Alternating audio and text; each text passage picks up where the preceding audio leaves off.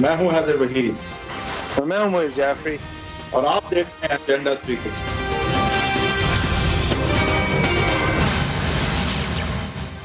Welcome to agenda 360। Karachi में record breaking बारिश, अगस्त के महीने में सबसे ज्यादा बारिश, इसी भी महीने में 90 साल रिकॉर्ड तोड़ने वाली बारिश, और सबसे अहम और सबसे खतरनाक स्टार्ट जो कि कराची वालों ने बराह रास्त जिसका तजुर्बा किया और बहुत सारी ट्रेजेडीज के साथ 12 घंटों के अंदर 223 मिलीमीटर से ज़्यादा बारिश, जो कि किसी भी रिकॉर्डेड वक्त का रिकॉर्ड है।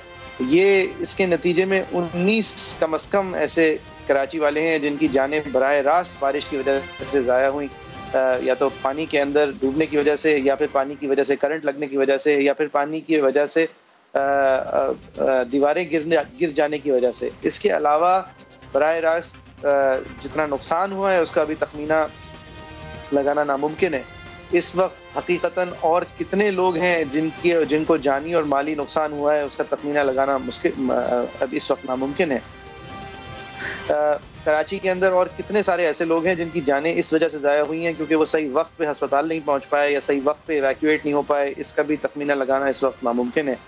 लेकिन कराची के लिए एक अनप्रेसिडेंटेड डिज़ास्टर, एक ऐसे वक्त पे कि जब मईशत के हवाले से लोग वैसे ही तंग थे और मसाइल के हवाले से लोग वैसे ही तंग थे, उसके ऊपर से एक ऐसा रेनी सीज़न आना जिसकी फिर हैंडलिंग जो सियासी जमातों के हवाले से वैसे ही कराची तंग होकर अलग अलग वजूहात पर तनकीद करती है, उसके ऊपर उन सियासी जमातों की हैंडलिंग इस तरह सामने आना, उन सियासी जमातों के अलावा कैंटोनमेंट बोर्ड्स की हैंडलिंग, कराची क्योंकि 1/3 से ज़्यादा कैंटोनमेंट बोर्ड्स रन करती है, उनकी गफलत और उनके फेलियर सामने आना। उसके अलावा जो मकामी हुकूमतें हैं, जो वसीम अख्तर साहब गाड़ी पे आए थे और अब किश्ती में वापस घर जाएंगे अपना मेयोरियल टेन्योर ख़त्म करते हुए, रोते रहे कि मैं कुछ नहीं कर सकता, कचरा नहीं उठा सकता, पानी नहीं दे सकता, लेकिन जो एक चीज़ वो अभी तक अपने 26 अरब रुपए के बजट के साथ कर सकते हैं वो कराची के नाले साफ़ कर सकते हैं। उनके नाले कितने साफ़ हुए? 8 फुट का पानी, 10 फुट का पानी, चीफ मिनिस्टर साहब के मुताबिक अब मेहनतों के बाद 1 या 2 फुट रह गया है, तो वो नाले कहाँ साफ़ हुए? और फिर वो सिंध हुकूमत जिसने मकामी हुकूमत को जकड़ के छोड़ा था और कुछ भी करने के लायक वसीम अख्तर साहब के मुताबिक नहीं छोड़ा था, वो सिंध हुकूमत की इमरजेंसी डिलीवरी तो एक तरफ, सब लोग बाहर थे, सब लोग रेनकोट्स में थे, लेकिन कराची यहाँ क्यों है? कराची इस हालत में क्यों है? कि सब इसी वजह से याद करते हैं कि बड़े रेजिलिएंट है कराची जी, बड़े सख्त जान है कराची के लोग, वो परसेवियर करते हैं। ये परसेवियरेंस कराची के लोगों पे ये मुसल्लत करदा एक फ़र्ज़ क्यों है? वहीद साहब, हम साथ भी फंसे उन 12 में से 4-5 घंटे, एक अनप्रेसिडेंटेड सिचुएशन, हर चीज़ जो कि वैसे ही उस तरह नहीं बनी जिस तरह बननी चाहिए थी, कंप्लीट ओवरलोड था। देखें, कराची का मसला जो है वो पुराना नहीं है। ये अनप्रेसिडेंटेड अगर बारिश थी तो इसका ये मतलब नहीं है कि आज ही हमें पता चल रहा है कि कराची में एक यूनिटरी गवर्नमेंट नहीं है।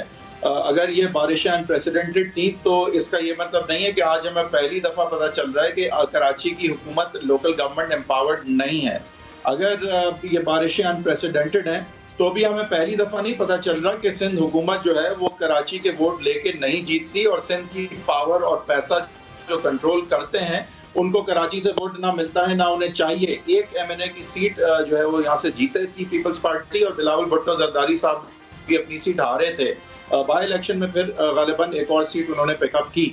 तो कहने का मकसद ये जाफरी साहब कि ये वो जो असल वजह है कि कराची में क्यों नहीं गवर्नेंस हो पाती और फिर जिस तरह के लोग इलेक्ट होते हैं करते नहीं, तो ये मामला पुराने नहीं हैं, और पुराने हैं रादर, ये नए नहीं हैं।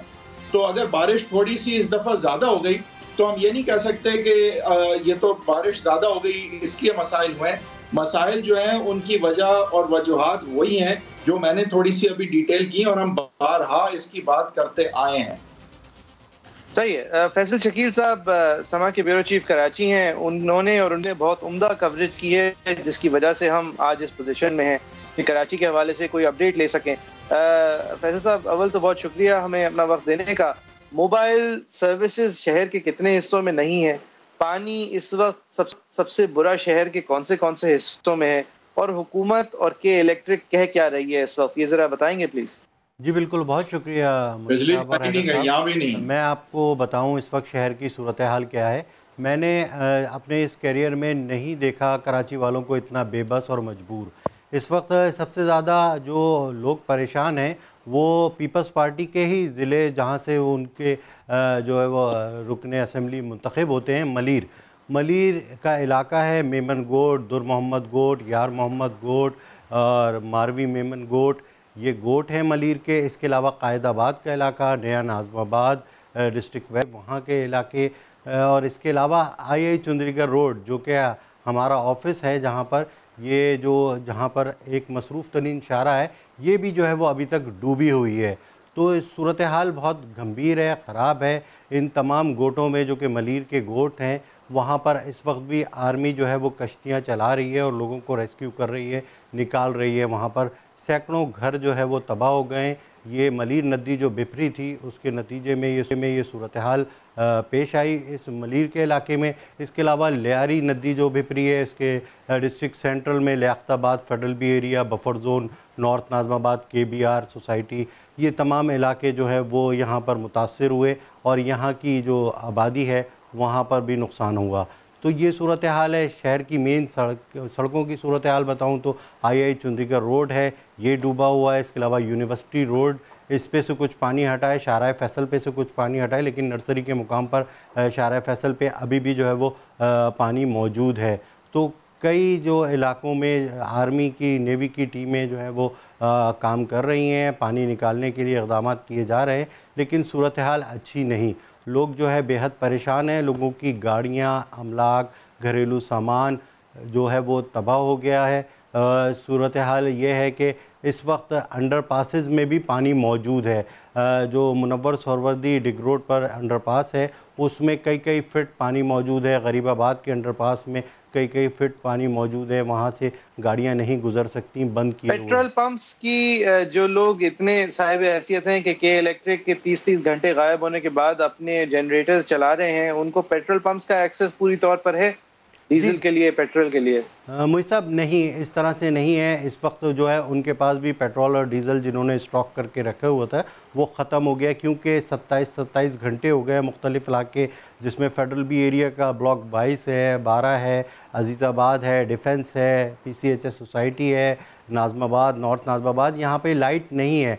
500 के करीब जो है फीडर्स इस वक्त बंद हैं और के इलेक्ट्रिक ने वाज़े तौर पे कह दिया है कि ये फीडर्स इसलिए बंद हैं कि जो इनके सब स्टेशंस हैं वहाँ पर पानी आ गया है, और जब तक पानी नहीं निकाला जाएगा तब तक जो है वो ये फीडर्स ऑन नहीं करेंगे। तो ये भी नहीं कहा जा सकता कि कब पानी निकलेगा और कब बिजली आएगी। तो लोग जो है वो बेबस और परेशान हैं। अच्छा देखिए, आपने लोगों की बेबसी की बात तो की, लेकिन क्या हम इस तरफ आ सकते हैं सर कि ये बेबसी आखिर क्यों है और हम इस सिचुएशन में आखिर हैं ही क्यों? सिचुएशन कितनी बुरी आपने बताया, हम इस सिचुएशन में क्यों हैं सर? बाकी जगह भी मुल्क में बारिश हुई है।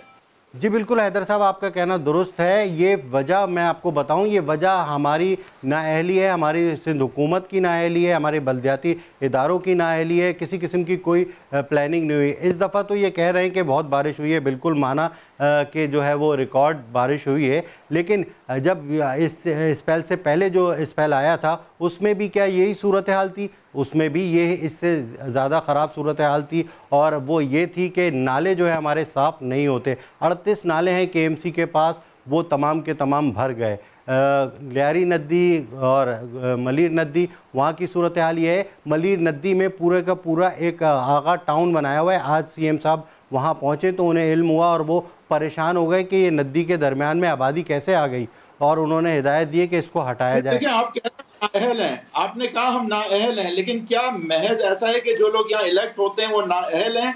यहाँ स्ट्रक्चरल इश्यूज भी कुछ इस किस्म के हैं कि यहाँ पे काम इस तरह से, जिस तरह मुझे अगर इजाजत दें, ये समा डिजिटल ने आरिफ हसन साहब का इंटरव्यू किया था और उन्होंने एक बर्ड्स आई व्यू दी थी कि कराची में मसले क्या हैं। और इस वक्त अगर हम मसले को नैरो डाउन करें कि मसला क्या है, तो बिजली देने वाले के मुताबिक इसलिए नहीं है, इसलिए कि उनको बिजली देना जिंदगी को खतरे में जानों को खतरे डालने के बराबर होगा, क्योंकि उनके जो सब स्टेशन है उसमें पानी है। लिहाजा जो मेजर बेस मसला है वो ये है कि निकासी अब नहीं हो रही, पानी जो है वो निकल नहीं रहा। अब वो पानी क्यों नहीं निकलता, उसके हवाले से आरिफ हसन साहब से समा डिजिटल की माहिर मेहर साहिबा एडिटर है, उन्होंने पूछा था। तो उनका कहना यह था कि 64 बड़े नाले थे कराची में और ये 50 और साल से ज़्यादा से हैं। तो डिफेंस हाउसिंग अथॉरिटी जहाँ की सबसे इस वक्त बुरा हाल है, उसको अगर हम एक तरफ रख दें, जहाँ पे कराची की डेवलपमेंट का ख्याल रखा जाता था वहाँ 64 बड़े नाले थे और वो 64 नाले जो हैं वो या तो लियारी या मलीर नदी के अंदर उतरते थे और वो फिर वहाँ से पानी समंदर जाता था। इन नालों को दीगर हजारों छोटे या तो नेचुरल ड्रेन्स या फिर स्कीमों के ड्रेन्स आके लगते थे।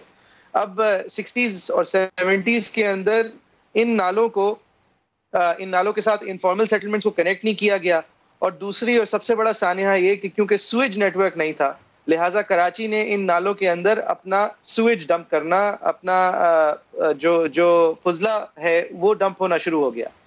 लिहाजा हम ये जो आम समझ लेते हैं कि ये तो ज़रूरत है हर साल नालों को साफ होना, वो पूरी दुनिया में ऐसे और शहर नहीं है कि जिनके बरसाती नालों को हर साल साफ होना पड़ता है। हमारों को होना पड़ता है क्योंकि हम उन नालों को गटर के साथ जोड़ देते हैं और फिर वो एक पॉइंट पे जाके रुक जाते हैं। लिहाजा कराची में, और फिर उन्होंने भी यही एक्सप्लेन किया, कराची में क्योंकि ये नालों का सिस्टम अलग अलग जगहों से चोक्ड है, लिहाजा कराची में जब नई सड़कें बनती हैं तो उसके साथ उसका नाला तो बनता है, लेकिन वो एक स्विमिंग पूल की तरह बनता है क्योंकि जहाँ सड़क शुरू होती है वहां से शुरू होता है और जहाँ सड़क खत्म होती है वहां पे दीवार के साथ खत्म हो जाता है। लिहाजा एक बेसिक स्ट्रक्चरल इशू तो है कराची में, जो कि सबको याद आ जाता है जब 100 मिलीमीटर बारिश हो। इस दफा 200 मिलीमीटर हो गई है, तो सब लोग पूछ रहे हैं कि इसको अभी तक ठीक क्यों नहीं किया। मसाइल हल करने का जिम्मा किसी का तो होगा, होना तो चाहिए। अगर है तो कौन है जो नहीं कर रहा और क्यों नहीं कर पा रहा या खुद करना नहीं चाहता? देखिए भाई, दो तिहाई कराची में 20 साल से एमक्यूएम और पीपल्स पार्टी की सूबाई हुकूमत है, तो इनके अलावा किसी को अगर जिम्मेदार ठहराना है तो मेरे ख्याल से अगले शो में ठहरा लेंगे, वरना इन दोनों को इस शो के लिए तो काफ़ी है। बिल्कुल सही, आपका कहना दुरुस्त है। 20 साल से तकरीबन जो है एमक्यूएम और पीपल्स पार्टी हुकूमत कर रहे हैं और बल्दियाती निज़ाम तो सिर्फ एमक्यूएम के पास ही है। पहले डॉक्टर फ़ारूक सत्तार और उसके बाद जो है वो मुस्तफ़ा कमाल और अब ये वसीम अख्तर साहब। वसीम अख्तर साहब का दौर जो है वो सया तरीन दौर कहलाएगा कराची के मेयरशिप का, क्योंकि जो उन्होंने काम किए वो इतने बुरे हाल में भी जो है वो सड़कों पर नहीं दिखाई दिए, सिर्फ ट्वीट पर दिखाई दिए और अपने अखबारी बयानात पर दिखाई दिए। कल भी वो नहीं दिखाई दिए, आज भी वो नहीं दिखाई दिए। और अब ये तो शायद पहले क्लियर करें, आपके ख्याल से ये इख्तियारात का इशू नहीं है? आपके ख्याल से बल्दियाती हुकूमत इतनी एम्पावर्ड है कि ये मसाइल खुद हल कर सकती थी? इसमें पहला एक सेकंड मैं एक सेकंड आपको याद दिला दूं। वसीम अख्तर साहब जो सालों से हमें याद दिला रहे थे ये मेरा काम नहीं है, ये मेरा काम नहीं है, ये मेरा काम नहीं है, उनका एक ही काम जो रह गया था वो सफाई था, उसमें नालों की सफाई शामिल है। लिहाजा जो 26 अरब रुपए का बजट मिलता है जिसमें लाइफ गार्ड्स को जाता है, जो लाइफ गार्ड्स वहां पे से गायब होते हैं, जो एक्वेरियम्स को जाता है और वहां पे मकड़ियों के जाल होते हैं, जो स्निफर डॉग्स के लिए जाता है और वहां पे लोगों के पालतू कुत्तों का ख्याल रखा जा रहा होता है, तो ये सारी जो स्टाफ है ये अभी भी मकामी हुकूमत का ही काम है अव्वल। बिल्कुल मुईद साहब, आपका कहना दुरुस्त है। और 13,000 मुलाजमीन हैं वसीम अख्तर साहब के पास। वो 13,000 मुलाजमीन कहाँ थे, कहाँ हैं? आपको ये भी देखा होगा आपने, सड़कों पर जो वार्डन खड़े होते थे वो वार्डन भी कोई हमें दिखाई नहीं दिया, कल भी और आज भी। कहाँ हैं वो वार्डन जो कि हज़ारों की तादाद में भर्ती किए गए थे, वो कहाँ हैं? उन्होंने क्यों नहीं काम किया? अगर आपके पास इख्तियारात नहीं है लेकिन जो मौजूदा वसाइल हैं वो तो इस्तेमाल करते आप इन शहरियों को बचाने के लिए, इनको यहाँ से निकालने के लिए। नहीं है और कौन से वसाइल इस्तेमाल करते हैं, कौन से इख्तियारात नहीं है जो कि रेलेवेंट थे यहाँ पे? देखिए उनका ये कहना है, हैदर साहब उनका ये कहना है वाटर एंड सीवरेज बोर्ड उनके पास नहीं है, सॉलिड वेस्ट मैनेजमेंट उनके पास नहीं है। फैसल साहब, ये वाटर एंड सीवरेज का मसला नहीं है। बिल्कुल, ये वाटर एंड सीवरेज का मसला नहीं है। बिल्कुल आपका कहना दुरुस्त है, लेकिन वो ये कहते हैं, उनका ये कहना है कि सारा सीवरेज जो है वो बरसाती नालों में जाता है और ये नाले इसलिए भर जाते हैं कि यहाँ से कचरा नहीं उठाया जाता। शहर का रोज़ाना आधे से ज़्यादा कचरा इन नालों में जाता है, तो इस वजह से जो है ये सूरत हाल गंभीर होती है। ठीक है सर जी, वो ये ब्लेम गेम तो बड़ा खूब खेलते हैं। मैंने खुद सुना था वसीम अख्तर साहब गवर्नर साहब के साथ खड़े होकर कह रहे थे कि हमने तो जून में ही कह दिया था ये हमसे साफ नहीं होंगे। अब ये अगर जिम्मेदारी का लेवल है एमक्यूएम का, तो एमक्यूएम जो है वो फिर पीपल्स पार्टी पे तनकीद करने वाली कोई बनती नहीं है। जो एक पार्टी है जो तनकीद करने वाली थोड़ी बहुत बन सकती है लेकिन भरपूर तौर पे कराची से गायब है, वो और उसके 14 MNAs और दीगर MPAs, उसकी रिप्रेजेंटेशन हमारे साथ है। फिरदौस शमीम नकवी साहब हैं, इस पार्टी को, PTI को कराची लेवल पे लीड भी करते रहे हैं। फिरदौस साहब बहुत शुक्रिया था। अब आप लोगों को एक नया होप सोचते हुए कराची ने 2 बार जनरल इलेक्शंस में वोट दिया सर, अनप्रेसिडेंटेड तरीके से एक नई पार्टी को वेलकम किया, कम से कम इस बार, इस ख्याल से कि इस दफा शायद उनका कोई बाली वारिस हो। क्या रिप्रेजेंटेशन है? ठीक है, पहली चीज तो देखिए, मैं कह रहा था आपसे before I got cut off के ये जो सूरत हाल जमीन पे नजर आ रही है, खास तौर पे कराची के अंदर, वैसे तो पूरे सिंध के यही हालात है, लेकिन खास तौर पे कराची के अंदर, कि जिस कराची का शहरी महरूम है, कराची का शहरी जो है वो नोहागर है, कराची का शहरी मजबूर है, कराची का शहरी रो रहा है, बिलक रहा है, सिसक रहा है, और इसके जिम्मेदार तमाम स्टेक होल्डर्स हैं अपने हिस्से और जुस्से के मुताबिक, चाहे उसमें लोकल गवर्नमेंट हो, चाहे उसके अंदर प्रोविंशियल गवर्नमेंट हो, चाहे उसके अंदर फेडरल गवर्नमेंट हो। ठीक है जी।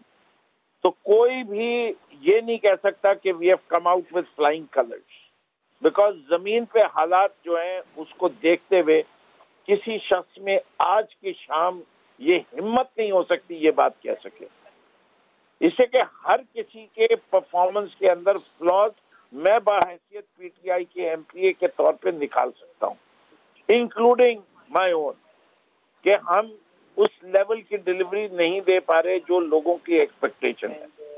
अच्छा, अब हम जब ये करते हैं तो उसके बाद लोग अपने डिफेंस में जाते हैं कि हम क्यों नहीं कर सके। ठीक है ना। अब बात ये कि जिसके पास जितनी ताकत जमीन पे उतनी उसकी ज्यादा जिम्मेदारी।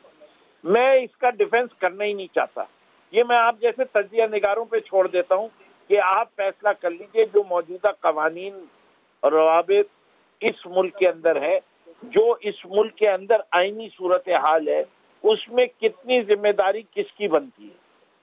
जितनी जिम्मेदारी मेरी बनती है मैं उसको पूरी तौर पे अपनी नाकामी समझ के लेने को तैयार हूँ। मेरा हिस्सा जरूर है इस नाकामी में। मैं समझता हूँ कि हमारे वजीर आजम को होना चाहिए था आज के दिन या कल आ जाए और यहाँ सुपरवाइज करें। चलिए मैं इधर से शुरू कर लूँ, लेकिन क्या इससे कराची का मसला हल हो जाएगा उनके आने से? क्या लोगों के हाँ जरूर ये है कि शायद कुछ आंसू पहुंच जाए, मसला नहीं हल होगा। मसला सिस्टम का है, मसला निजाम का है, मसला रिसोर्सेज का है, मसला रिसोर्सेज का है, मसला निजाम का है, मसला एग्जीक्यूशन का है। जी नकवी साहब, as leader of opposition in the Sindh assembly, आपको पता था कि इस तरह का मॉनसून आने को है और हमने अनप्रेसिडेंटेड बारिशों का बहुत पहले से सुना रखा था। आपने असेंबली में इन मामलात को उठाया कि एग्जीक्यूटिव की तौर पे तैयारी क्या है सिंध हुकूमत की, लोकल गवर्नमेंट की, लोकल गवर्नमेंट की, मिनिस्ट्री की, इस तरह के मामलात आपने उठाए सर असेंबली में कि क्या तैयारी होगी? बिल्कुल उठाए। असेंबली के रिकॉर्ड देख लीजिए, मुझे उस परफॉर्मेंस का और क्या क्या सवालात उठाए और कब उठाए हैं, और वो भी देख लीजिए कि हमारे सवालों को और हमें किस तरीके से असेंबली का स्पीकर क्या करता है। हमें स्टैंडिंग कमेटी, एक डिक्टेटर बैठा हुआ है सिंध में, किसी स्टैंडिंग कमेटी में ऑपोजिशन का कोई मेंबर नहीं है, कोई तजिया निगार वो तजिया नहीं करता। इस सूबे के अंदर पब्लिक अकाउंट्स कमेटी जो है वो नहीं दी जाती। आज तक तारीख में किसी ऑपोजिशन मेंबर का बिल जो है वो फ्लोर ऑफ द हाउस पे नहीं लाने देते। मैंने पूरा लोकल बॉडीज का बिल जिस दिन पेश किया था उस दिन ये बात कही थी कि ये शहरी मसाइल हल नहीं हो सकते, जो कि जुलाई में जून में पेश किया था। पूरी प्रेस कॉन्फ्रेंस की थी, देख लीजिए। मैंने कराची वाटर K4 के ऊपर पूरी प्रेस कॉन्फ्रेंस की इतवार के दिन। हर इतवार को मैं एक मौजू लेकर चलता था और वो प्रेस कॉन्फ्रेंसेस मौजूद हैं। As leader of the opposition floor of the house में जहां सवाल उठा सके वहां उठाए हमने। बात सारी ये कि हमारे पास आवाज उठाने के अलावा और क्या इख्तियार है वो बता दें।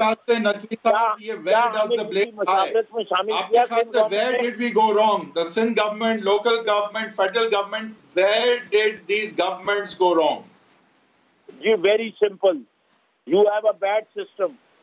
आपकी एक फ्रेगमेंटेड सिस्टम आपने बनाया हुआ है। जब आप फ्रेगमेंटेड सिस्टम बनाते हैं, फॉर एग्जाम्पल नाले की सफाई केएमसी के पास है, लेकिन कूड़ा उठाने की जिम्मेदारी सिंध सॉलिड वेस्ट के पास है। वो कूड़ा उठा के नाले में डाल देते हैं और वो कहते हैं हम डाल रहे तो वहाँ है लैंडफिल साइट पे। तो सर ये स्ट्रक्चर का जिम्मा किसका है? सिंध हुकूमत का है, सिंध असेंबली में कानून साजी का, जहाँ लीडर ऑफ ऑपोजिशन है। ऐसा ही है, कानून साजी की जरूरत है फ्रैगमेंटेड सिस्टम को यूनिफाई करने के लिए। मैंने आपको अभी क्या बताया कि मैंने जितने बिल आज की तारीख में 2 साल में लिखे हैं, एक बिल को फ्लोर ऑफ द हाउस पे नहीं लाने दे रहा स्पीकर। पूरा तो रिकॉर्ड है। मैं अपने बिल को छोड़ दीजिए, किसी प्राइवेट मेंबर के बिल को नहीं आने दिया। ये कानून साजी, ये निजाम जमहूरी निजाम नहीं है, ये डिक्टेटरशिप है। ये निजाम खराब हुआ है, मैं आपको बता रहा हूँ, जमहूरियत के नाम पे। सर ठीक है, आपने ये प्रोसीजर्स के हवाले से बहुत जिद्दोजहद की आप कह रहे हैं, और आप कह रहे हैं कि Sindh government rules of business और रूल्स ऑफ असेंबली फॉलो नहीं करती, इन आवाज़ों को दबाती है। बिल नहीं आने देते। और मैं आपको एक मिसाल दे दी ना कि जी 2 महकमे, सर 162 अरब रुपए इमरान खान साहब ने वादा किया था कराची के लिए, ये 14 सीटों के तोहफे के बाद उनमें से 2 अरब रुपए आए हैं। वो शायद जिम्मेदारी फिर ले लें। मेरे ख्याल से देखिए, आप पता नहीं कहाँ से नंबर्स लेके आ रहे हैं। If I can tell you कि जितना भी कराची को दें कम है, इसे कि कराची वो शहर है। आप डिनाई कर रहे हैं कि 162 अरब रुपए प्रॉमिस किए थे सर? 55% सिंध के 95% जनरेट करता है, और इस मुल्क की वाहिद port city, functional port city के लिहाज से सबसे ज्यादा तरक्की की जो जिस शहर में हो सकती है, जिसकी वजह से आपकी इकोनॉमी ग्रो हो सकती है, वो है कराची शहर। और इसका जब तक इंफ्रास्ट्रक्चर दुरुस्त नहीं होगा, यहाँ कोई इन्वेस्टमेंट नहीं करेगा। तो जितना भी वफाक इन्वेस्टमेंट करे कराची को एक बेहतरीन शहर, लेकिन वफाक के रास्ते जो है वो महदूद कर दिए गए। इससे कि देखिए, एक अच्छी रिलेशनशिप नहीं है वफाक और सिंध हुकूमत में। हम पाकिस्तान पीपल्स पार्टी की लीडरशिप को एक करप्ट लीडरशिप समझते हैं। हम समझते हैं कि इनके हाथ में पैसा देंगे तो ये पैसा जेबों में जाता है, लगता नहीं है। आप तो इस वजह से आईनी तौर पे जो एनएफसी अवार्ड के तहत फर्ज है पैसे देना सिंध को, जो कि 100 कुछ अरब पहले साल था और 100 कुछ अरब दूसरे साल है, वो इस वजह से उनको नहीं मिलते, जो कि फिर वो जिम्मेदारी आप पे डाल देते हैं कि हम इसलिए आप लोगों को डूबने देते हैं। जी, हर सूबे को उतना शेयर मिल जाता है जो उसके ऊपर किया हुआ है। मैंने कहा था मैं 100 रुपए जमा करूंगा, और उसके अंदर सिंध का शेयर 14 रुपए 40 पैसे था। मैं बहैसियत वफाक 100 रुपए जमा नहीं किए, मैंने 80 रुपए जमा किए, लेकिन सिंध हुकूमत को 14.4% मिले। सिंध का हिस्सा किसी और को नहीं दिया। आप मुझे 20 रुपए कम जमा करने की नाअहली का तो आप देते रहते हैं, लेकिन नहीं जी, ऐसा नहीं है शमीम नकवी साहब। ये बात भी है जो आप फरमा रहे हैं कि टैक्स कलेक्शन शॉर्टेजेस होती हैं, लेकिन due to the federations liability and debt, जो नेशनल फाइनेंस कमीशन अवार्ड का अवार्ड होता है वो भी शॉर्ट रिवॉर्डेड होता है। ये सिंध हुकूमत ऑन द रिकॉर्ड है 100 अरब से ज्यादा हर साल होता है। नहीं, आपको मैं यही कह रहा हूँ कि ये पॉसिबल नहीं है। जो बात कह रहे हैं ना आप, किसी फोरम पे किसी से भी पूछ के, ये स्टेट बैंक डिस्ट्रीब्यूट करता है out of the total tax collection, जो तखमीना उससे शॉर्टेज हुई है। दूसरी चीज ये कि आप इस मुल्क की पूरी फाइनेंशियल कंडीशन अगर किसी प्रोग्राम में करेंगे वो भी डिस्कस कर लेंगे, लेकिन इसके अंदर ये नहीं हुआ कि सिंध का हक लेके पंजाब को दे दिया या केपी को दे दिया या ये कोई नहीं कह रहा, ठीक है ना। सिंध का सिर्फ ये हुआ कि collection of tax has been short, जिसकी वजह से नहीं मिला। लेकिन मेरा एक सवाल है, 2 साल से पीटीआई की हुकूमत है और बड़ी जालिम हुकूमत है, उसने पीपीपी के साथ बिल्कुल नहीं कोऑपरेट करी। 5 साल पीपीपी की अपनी हुकूमत थी और 5 साल इनके फेवरेट कजन की हुकूमत थी। उन 10 साल के तरक्की का हिसाब बता दे कि जी देखिए पिछले 10 साल में हमने कराची के अंदर ये 4 चांद लगा दिए। कराची को छोड़े, कराची का तो मेयर जो था वो एमक्यूएम का था। सर आप यहाँ पे आप बिल्कुल ठीक फरमा रहे हैं। शक्कर को सही करते थे। कोई एक शहर को ऐसा मॉडल शहर बना दे कि देखे पाकिस्तान का कोई शहर इस शहर से मुकाबला नहीं कर सकता। ठीक है सर, ये भाई साहब ये एक पॉइंट रेज किया जाता है कि इंजन ऑफ ट्रेड है और फाइनेंशियल कैपिटल है और यहाँ से x amount of tax collect होता है, क्योंकि बड़ी बड़ी कंपनीज हेडक्वार्टर्ड इन कराची हैं, लेकिन ये एक मिडिल क्लास जाविये से शहर को देखा जाता है। जो शहर के सबसे कमज़ोर तरीन तबकात हैं, जो सबसे ज़्यादा वल्नरेबल हैं, उनकी सिचुएशन, उनके लिए तो ये एक क्वालिटी ऑफ लाइफ का बुनियादी मसला है कराची के अंदर, जो पिछले 20-30 साल से हुआ है। मैं आपसे भी कमेंट चाहूंगा और फैसल शकील साहब से, ये जो हमारे जो इनफॉर्मल सेटलमेंट्स है उसके अंदर इस वक्त क्या सूरत हाल है, क्या रिपोर्ट है, ये मैं जानना चाहूंगा, if you would like to add to it. देखें, कराची दुनिया का एक बहुत बड़ा स्लम है। यहाँ पे 40% से ज्यादा आबादी जो है वो शैंटी टाउन्स में, कच्ची आबादियों में या ऐसी इंफ्रास्ट्रक्चर के साथ रहती है जो कि आरजी कहलाए जा सकते हैं। और यही मेरे ख्याल से एक बहुत बड़ी इंडाइटमेंट है इस शहर के हवाले से। जो प्लानिंग की आप बात करें, आप मैनेजमेंट और एडमिनिस्ट्रेशन की बात करें, आप पॉलिटिकल पावर की बात करें, ये शहर अनगवर्नेबल है। और इसको फिर जो गवर्न करने आते हैं वो भी अच्छी तरह गवर्न नहीं करते, जो 4 चीजें कर सकते हैं वो भी नहीं करते। लेकिन मेरे ख्याल से कराची का मसला स्ट्रक्चरल पहले है।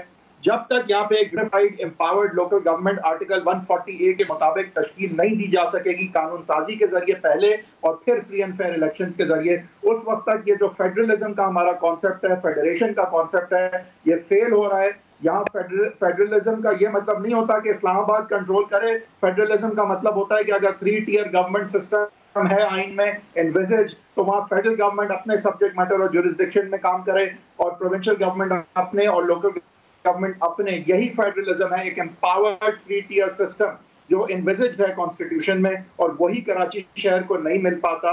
और मेरे ख्याल से यहाँ पे हमें ना नए सूबे की जरूरत है, ना हमें फेडरल एडमिनिस्ट्रेशन की जरूरत है, ना हम वापस जा सकते हैं कि कराची कैपिटल बन जाए। जो एक चीज आइन में दर्ज है वो हो जाए तो बड़ी बात है। आर्टिकल 148 के मुताबिक एक यूनिफाइड और एक एम्पावर्ड लोकल गवर्नमेंट जिसके पास इकोनॉमिक, एडमिनिस्ट्रेटिव और पॉलिटिकल फंक्शन सिंध हुकूमत के हैं वो डिवॉल्व हो सकें, उस तरह की एक हुकूमत हो जो अपने टैक्स भी कलेक्ट कर सके और आंसरेबल हो लोगों को, और एक यूनिफाइड गवर्नमेंट और सारी अथॉरिटीज उसके अंडर हैं, चाहे वो जिस भी पार्टी की हो, कल पीटीआई की हो, पीपल्स पार्टी की हो, एमक्यूएम की हो, that is secondary point.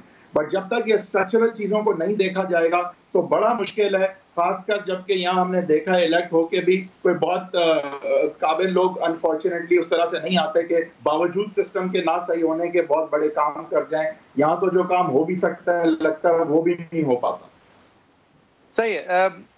Naqvi साहब, ये मैं ये वाजे कर दूं, ये जो 100 बिलियन और शॉर्टफॉल की मैं बात कर रहा हूँ, क्योंकि फेडरल कंसोलिडेटेड फंड जो है वो आइन के तहत, नेशनल फाइनेंस कमीशन के तहत स्प्लिटेबल होता है। सिंध की शिकायत ये रहती है कि उसके अंदर जानबूझ के नॉन कंसोलिडेटेड फंड अमाउंट्स जो हैं वो जमा की जाती हैं ताकि उनको डिवॉल्व ना करना पड़े, और फिर वो डिवोल्यूशन जब नहीं होना पड़ता तो उन पैसों से एक्सेस चीजें की जाती हैं, जैसे कि कराची फंड अनाउंस किया जाता है। लिहाजा सिंध का ये क्लेम है कि अगर ये एक्सेस चीजें करने की पॉस्चरिंग ना हो तो वो पैसे फेडरल कंसोलिडेटेड फंड में जाके कराची को डिवॉल्व किए जा सकते हैं, जहां पर ये बात आप दुरुस्त फरमा रहे हैं, क्लेम की जाती है एज एन एक्सक्यूज कि उस वक्त फेडरल गवर्नमेंट के पास पैसे नहीं है, हालांकि वो अंडर डिफरेंट हेड्स होते हैं। बहरहाल that's a technical debate. Faisal Shakeel साहब, ये जी I come back to you. Faisal Shakeel साहब, ये इन इनफॉर्मल सेटलमेंट्स जो हैं कराची के अंदर, उसकी इस वक्त क्या सिचुएशन है? देखिए जी, मैं आपको ये बताऊं कि कराची, ये ब्लेम गेम चलता रहता है कि वो पीपल्स पार्टी, एमक्यूएम, पीटीआई, ये तमाम एक दूसरे पर इल्ज़ामात लगाते हैं कि वो पैसे नहीं दे रहा है। मैं ये कह रहा हूँ कि अगर वफाकी हुकूमत ने इस दफ़ा पैसे नहीं दिए तो पहले जो पैसे दिए तो क्या कराची में वैसे तरक्याती काम हुए थे? बिल्कुल ठीक है, ये नकवी साहब की भी बात बिल्कुल दुरुस्त है। माजरत क़ता कलामी की मैं आपसे पूछना चाह रहा हूँ, इस वक्त कराची की जो इनफॉर्मल ड्वेलिंग्स हैं, जो शैंटी टाउन्स हैं, जो कच्ची आबादियाँ हैं, वहाँ से क्या खबर है? जी, इस वक्त वहाँ पर जो है वो तबाही और बर्बादी है और लोग परेशान हैं। लोग जो है वो इमदाद के मुंतज़िर हैं, मदद के मुंतज़िर हैं। लोग ये चाहते हैं कि उनकी इमदाद करें, मदद करें, उन्हें इस मुसीबत से निकालें। सड़कें नहीं हैं, पानी नहीं है, बिजली नहीं है, और सूरत हाल ये है कि जो कुछ उनके पास था वो सब पानी में ख़राब हो गया। तो लोग ये चाहते हैं कि उनकी फ़ौरी तौर पर मदद की जाए। रेस्क्यू पाक फ़ौज और नेवी और दीगर फलाही तंजीमें तो रेस्क्यू कर रही है, लेकिन सिंध हुकूमत की जानिब से सिर्फ़ और सिर्फ दावे और वादे किए जा रहे हैं, अमली इक़दामात नहीं किए जा रहे।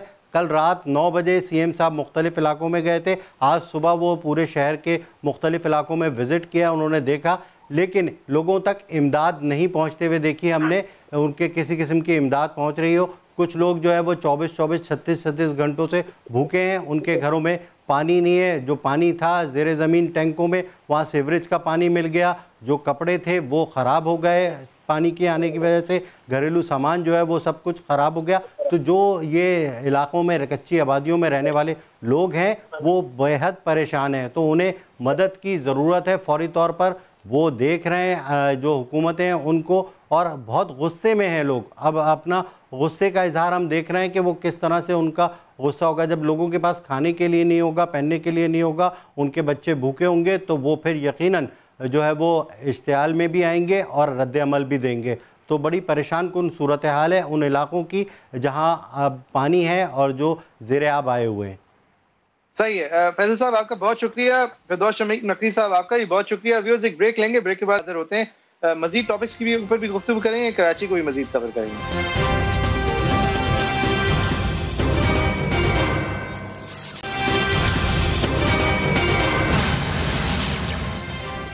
Welcome back. इस वक्त भी ये शो 1 घंटा पहले जस्ट फॉर सेफ्टी से एक रिकॉर्ड हो रहा है, वरना आज हमारा पूरा इरादा था कि हम लाइव करें, लेकिन क्योंकि फ़ोन सिग्नल्स की कोई प्रेडिक्टेबिलिटी नहीं है, बिजली की कोई प्रेडिक्टेबिलिटी नहीं है, और हमारे हेडक्वार्टर जो समा जहाँ से हमारा ये PCR रन होता है वहाँ पे कल शाम तक कम से कम 5 फुट पानी था, और इस वक्त भी इतना पानी ज़रूर है कि लोगों की आमदोरफ्त जो है वो किसी भी तरीके से गारंटीड नहीं है। लिहाजा इस शो को हमें 1 घंटे के बफर से करना पड़ा। उस एक घंटे के बफर के वक्त चीफ मिनिस्टर साहब इस वक्त मुखातिब थे, एक तवील मुद्दत उन्होंने प्रेस कॉन्फ्रेंस की, और शो करते करते जो मैं बीपर्स देख सका उसके अंदर चीफ मिनिस्टर साहब ने पानी 5 फुट से 2 फुट पे ले आए हैं। तो कराची वालों को ये एक सेलिब्रेशन का मौका है, गिफ्ट है। बिजली नहीं है तो वो जाहिर है कि इलेक्ट्रिक की जिम्मेदारी है। उनके बाद भी वाजे की है जो पीपल्स पार्टी की एक हमेशा लाइन होती है कि ये वाहिद शहर है जहाँ पे नालों के ऊपर जानबूझ के कब्जे होते हैं या जानबूझ के बोरियों से गटर बंद कर दिए जाते हैं। ये इशारा होता है उनका MQM की तरफ के MQM जो है वो जानबूझ के एक ऐसी सिचुएशन क्रिएट करना चाहती है जहाँ पे पीपल्स पार्टी का फेलियर नजर आए। दूसरी तरफ MQM की एक बहुत पुरानी क्लेम है कि पीपल्स पार्टी जो है वो सिर्फ कराची को खोखला करने आई है, वो इस शहर के साथ मुखलिस नहीं है। लेकिन ये दोनों बिल्कुल सिंपल एक दूसरे के ऊपर मड स्लिंगिंग तो है, लेकिन इससे ना कराची का कोई हल होता है, ना कराची की मुस्तकबिल की कोई सिमत वाज़े होती है कि ये लोग साथ जुड़ जाएं। अगर जिस तरह पहले जुड़ गए थे तो नतीजतन कराची का मजीद बुरा हाल होगा जिस तरह पहले हुआ था, या फिर ये कुछ कर भी पाएंगे। तो हमने जो पिछली सेगमेंट में बात की है कि जी सब टेबल पे आए, सब साथ मिले, अमलन जो कराची में जब सब साथ मिले भी हैं वहीद साहब, तो बस सब साथ मिलकर मजीद ताकतवर हुए हैं। कराची को तो कुछ नहीं मिला। देखिए हमने देखा है कि यहाँ पे जो एक बहुत एसेंशियल पार्टनरशिप थी, वो जब भी हुई तो उसके मकासद जो है वो कराची की फलाह बहबूद के अलावा ही नजर आए, और सियासी मेरे ख्याल से जो मसलहत थी वो ज्यादा पैरामाउंट नजर आई। मैं बात कर रहा हूँ पीपल्स पार्टी और MQM की उस अलायंस की, जो हमने देखा कि या तो वो फिर उससे थोड़ा बहुत एटलीस्ट ये मुजामन थोड़ा सा शायद हो जाता हो, लेकिन कराची के हालात उससे ना बेहतर हुए। और ये बहुत इंपॉर्टेंट बात है मोइज़ जाफरी साहब, वोट जिस चीज पे पड़ता है सिंध में वो बड़ा मुख्तलिफ है। पंजाब में जो है काम अगर चौधरी परवेज इलाही ने किया तो शहबाज शरीफ ने उससे ज्यादा किया, उससे पहले शहबाज शरीफ ने किया था। तो वहाँ पे कंपटीशन की बात होती है, वहाँ पे कुछ काम भी देखा जाता है, बिरादरी सिस्टम सब कुछ वहाँ पे है। वहाँ पे SHO की सियासत है, वहाँ पे टप्पेदार की सियासत है, पटवारी की सियासत है, वो सब होगी। लेकिन वहाँ कुछ ना कुछ मिनिमम काम ना हो तो वहाँ के लोग उससे एक्सेप्ट नहीं करते, और इसीलिए बुद्धार साहब के नहीं तो वही साहब में हम देखते हैं वही साहब हम फिर इस मसले में शायद कराची और सिंध, पूरे सिंध में वोट पड़ता है एथनिसिटी पे, वोट पड़ता है इनसिक्योरिटी पे, वोट पड़ता है तो कि हमारा क्या बनेगा। एथनिसिटी और इनसिक्योरिटी पे इसलिए वोट पड़ता है ना क्योंकि ये लोग अपने हरीफ होते हुए भी एक दूसरे के इत्तेहादी हैं एक तरह से, क्योंकि पीपल्स पार्टी जो है वो कराची इग्नोरेंट बातें करती है, जवाब पार्टी अपने इलेक्टोरेट को डराती है MQM से, और जवाब में MQM कहती है हमें शहर को अलग सूबा बनाओ, जीरो सम गेम है। 2010 में भी यही बातें कर रहे थे, 2020 में भी यही बातें कर रहे हैं, बीच में 5 साल आपस में इत्तेहादी भी बन गए। ये बातें बिल्कुल सब फजूल बातें रही हैं। ना कभी नया सूबा बनने की कोई सीरियस मुहिम रही है और ना ही कोई कराची से किसी ने आके सिंध के राइट्स ले लेने लाड़काना में। तो ये दोनों बातें करते रहे हैं सिर्फ अपनी सियासत को चमकाने के लिए। यहाँ पे वही साहब एक बात हमने क्योंकि आपस में बहुत कर लिए, हमें अंदाजा नहीं है कि हमने टीवी पे इतनी नहीं की है। नए सूबे बनने की इंतजामी भी जरूरत नहीं है, आइन के अंदर इसका हल है और वो है 140A के तहत एक फाल और रिप्रेजेंटेड मकामी हुकूमत। आईनी तौर पर ये दिलाने के लिए इमरान खान साहब पिटिशनर हैं सुप्रीम कोर्ट में। आईनी तौर पर कराची को ये दिलाने के लिए MQM की तरफ से वकील फरोग नसीम साहब थे कोर्ट में, आज वो लॉ मिनिस्टर हैं। लिहाजा अगर कराची को मिसाल देनी है एक फाल मकामी हुकूमत की, तो खान साहब कल पंजाब में दे सकते हैं और कल पख्तूनख्वा में दे सकते हैं, जहां पे अगस्त 2019 से मकामी हुकूमत नहीं है। इसके लिए पिटिशन की जरूरत नहीं है। उन सूबों में उनकी अपनी हुकूमत 140A को इफेक्ट दे सकते हैं। किसी पिटिशन के मोहताज वो नहीं है, किसी कोर्ट के ऑर्डर का इंतजार उनको नहीं होना चाहिए। एग्जैक्टली। अगर यहाँ पे कोई पार्टी है जो ट्राई नहीं करती और जिसको यहाँ पे फुटप्रिंट बनाने की कोशिश करनी चाहिए, क्योंकि वो भी एक अर्बन पार्टी, वो PML-N है।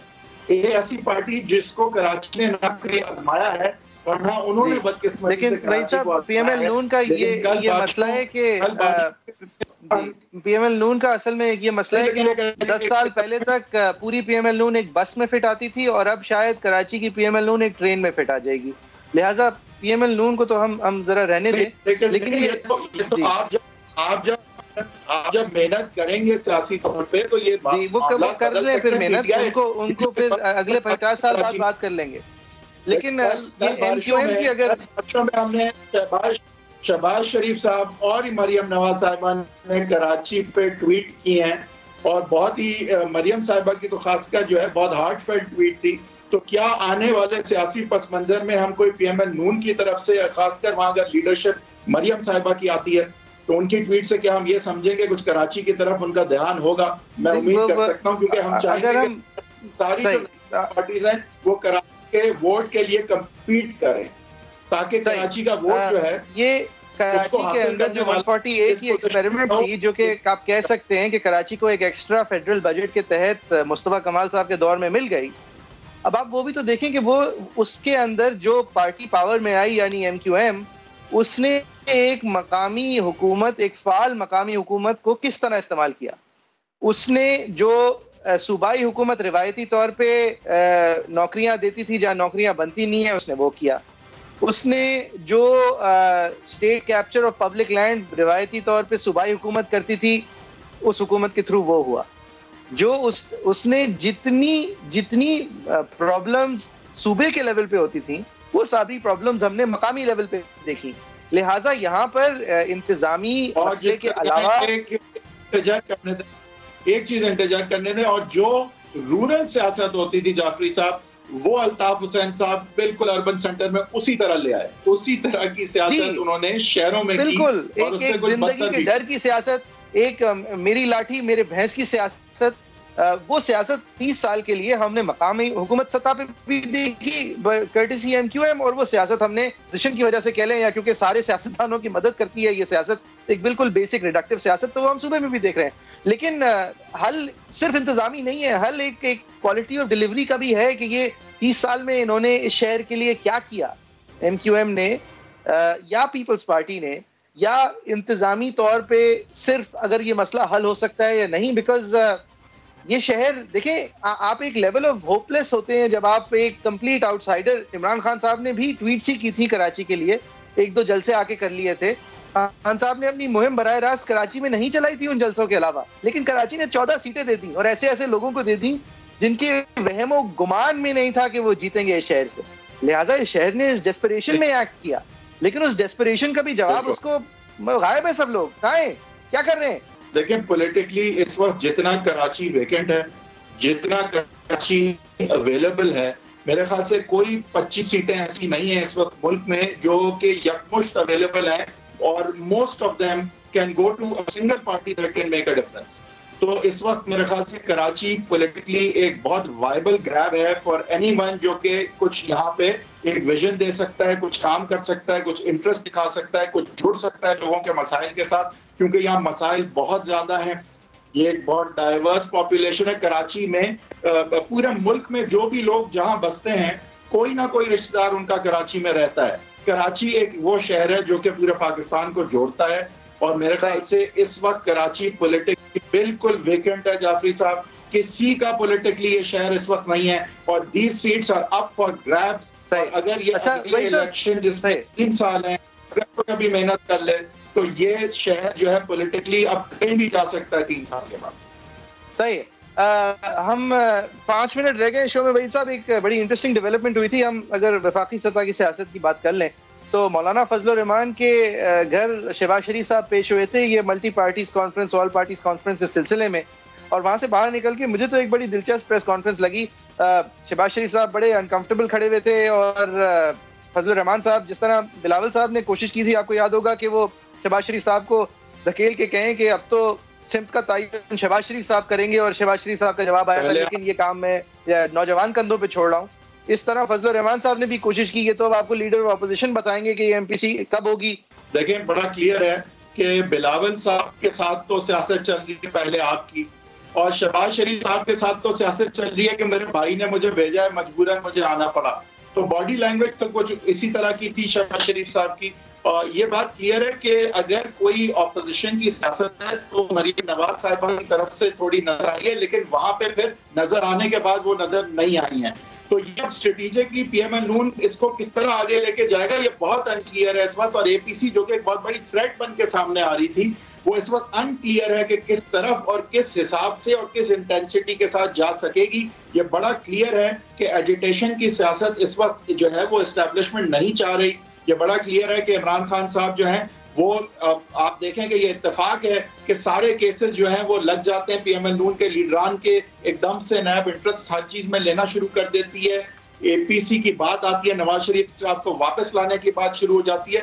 तो ये बात वाज़ेह है कि एपीसी को स्कटल करने के हवाले से हुकूमत की जरूर सियासी हिकमत अमली जो है वो वेरी मच इन फोर्स है इस वक्त।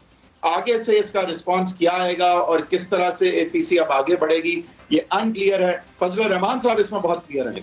अगर कोई इसमें क्लियर है फजलुर रहमान साहब। आप ये ऑपोजिशन की नियत और वेस्टेड इंटरेस्ट और दर हकीकत संजीदगी देखें वहीद साहब कि वो मतलब मिलने को भी तैयार नहीं है, क्योंकि एक रेड लाइन ड्रॉ कर दी गई है कि ये भी नहीं हो सकता, तो बस वो भी नहीं हो सकता।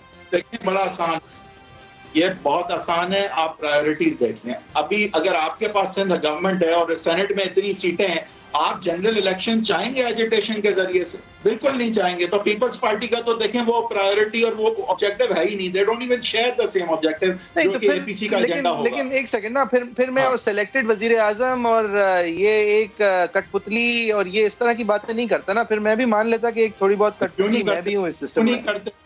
क्यों नहीं करते? आपको सियासी कैपिटल आप बना के फिर वो उस रेटरिक को आगे ना ले जाने के एवज आपको सिंध हुकूमत रखने दी जाए तो आप क्यों नहीं करते? बिल्कुल करते। आप गलत कह रहे हैं, करते आप।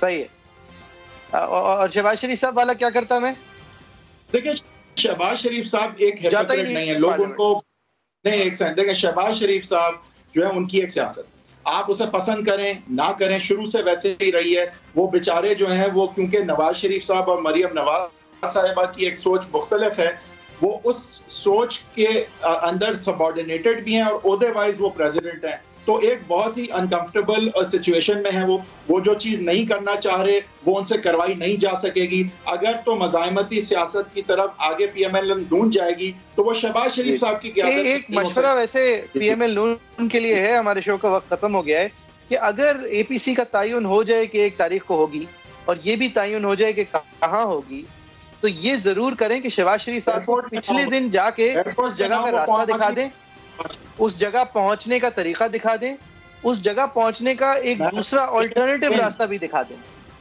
ये जरूरी है। खुद ले, मेरे ख्याल से शहबाज शरीफ साहब को तो खुद कोई ले जाए तो शायद ना पहुंच सके वो, लेकिन अगेन ये शहबाज शरीफ साहब का कसूर नहीं है। शहबाज शरीफ साहब के घर पे एपीसी रखी, माफ कर, और अगर तो पीएमएल नून ने एक डिफरेंट टाइप की सियासत करनी है तो शहबाज शरीफ साहब जो हैं उनको उसमें ना घसीटें। उनकी एक अपनी एडमिनिस्ट्रेटर, वो बेहतरीन एडमिनिस्ट्रेटर हैं, वो एडमिनिस्ट्रेशन काम बहुत बेहतरीन करते हैं। उनसे इस्तीफा तो होगा नहीं, तो लिहाजा उनको बस एक इस्तीफा की बात है। Let's not ask of him what he can not do, that is not what he does best. सही है। तो अगर लेकिन उनको इंक्लूड करना है तो एपीसी उन्हें बगैर बताए उनके घर पे रख लें। देखो घर पे रास्ता घर का भी नहीं मिलेगा फिर। देखिए आप लोग ही क्या रहे हैं, facebook.com/agenda360 @agenda360 समा हमारा ट्विटर हैंडल है, @हैदर हैदर साहब का ट्विटर हैंडल है, @JFERII मेरा ट्विटर हैंडल है। इंशाल्लाह अगले हफ्ते जुमे के रोज 7:05 पे फिर हाजिर होंगे। मुहर्रम हराम की वजह से कल और परसों जो है वो खुसूसी नशरियात होंगी, लिहाजा कल का हमारा शो जो है वो नशर नहीं होगा। Thank you very much for watching.